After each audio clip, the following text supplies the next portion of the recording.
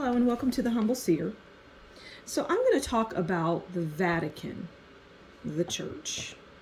And I'm just hearing bad, bad, bad, very bad, bad, bad, and more bad. Just no redeeming qualities I'm hearing. Just a facade and nothing that you would ever imagine in your wildest dreams. Well, those things that you could never imagine, well, that's what's occurring. And, but I'm hearing that it is not as bad as it was. And it's like the Titanic, I'm hearing as an example, the Titanic, you don't turn the Titanic around in, an instant. It takes time. So we're likening the changing of the Vatican to the turning of the Titanic. It's impossible to do it in a second. You're not going to do it in an hour or 5 hours or a day or 10 days. No. It is bad news, but it's not that what it represents is necessarily bad. Because I'm hearing a lot of things that it represents is good, just as it relates to the church or, the religion in general. Yeah. All right. So let's pull a card on. Okay, we're gonna take that top card because it's just staring at me. All right, let's pull up. That's what I wanted. An overall of the Vatican. All right, so the overall for the Vatican is the King of Swords. So it's intelligent, it's logical, it's analytical, it's manipulative. So the Vatican, now again, we're talking about a place here. We're not talking about a religion per se. Although it obviously they're tied, they're linked forever, but we're talking about a place, Vatican City, right? And the overall for the Vatican City is the King of Swords. Wise, manipulative, logical, intelligence, okay? Now, the manipulative, obviously, is something that we're going to talk about because this organization, and it is an organization in the worst kind of way. I mean, if you look at, what were those movies with Al Pacino? Oh, God, it's going to, of course, when I want to know what it is, it will escape me. It was one of those mafia type movies, Al Pacino. He was the main character in it. Well, I mean, that show or that movie, I think it was a trilogy, that was... The Vatican was involved in, it was that was in the Vatican. I mean, or that movie, the Vatican was in that movie is what I'm trying to say.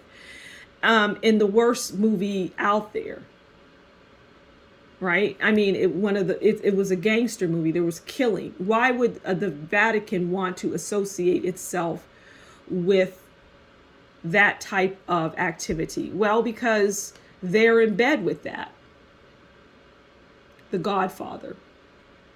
They're in bed with that.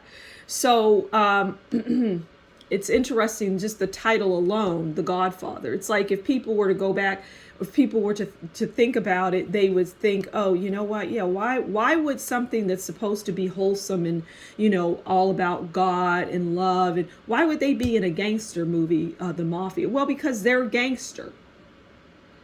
That organization is gangster. They just are the prim and proper version, right? Or they're prim and proper as opposed to like the Al Pacino characters or the Mafia. But the Mafia gets the Vatican's blessing because they're all part of that organization. and they're manipulative. And law is when we hear the word law as it relates to the King of Swords and the Vatican, well, they have their own laws.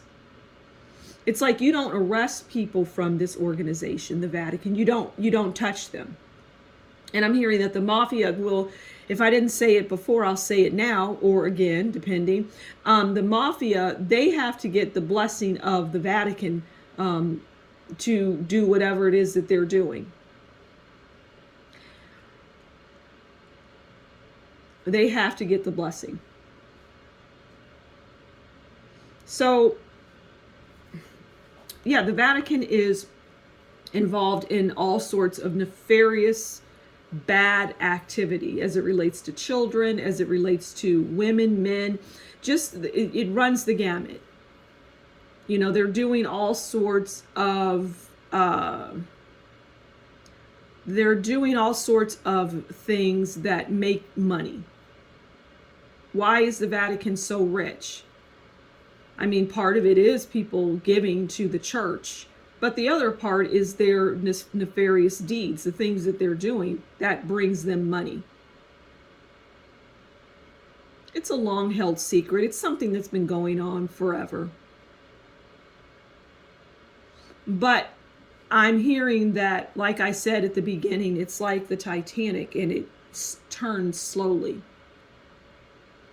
But yeah, this organization, they're gambling, drugs, alcohol, trafficking of people, prostitution is what the Vatican is involved in. That's what they do. You know, when they sit down and do their books, they'll say, okay, in prostitution, we raked in $500 million. In the trafficking of young people, we brought in $1 billion. It's that type of thing. When they do the book. So there's two sets of books. One is showing exactly what's going on, and the other, well, that might be for more sensitive eyes. Or more of like a legal type of thing. And you're not going to have prostitution in your organization, in your books. You're not. You might title it enjoyment. So that's what I see at any rate. That is what I see as it relates to the Vatican or the Vatican City. It's rich, rich, rich. And I'll say one last thing. For a church that has all of that money and riches, why is there so much poverty in the world? And Mother Teresa was heavily involved in all of this. She was not the person that you think. And I'll do a reading on her. Okay? All right, so I'm going to leave it there until next time. Oh, please like, share, subscribe, and leave a comment below and tell me what you think. Okay, that would be wonderful. And if you really enjoy what I do and you want to show that, then buy me a coffee. The information is in the description box below. So until next time, you take good care and we'll talk again soon. Bye.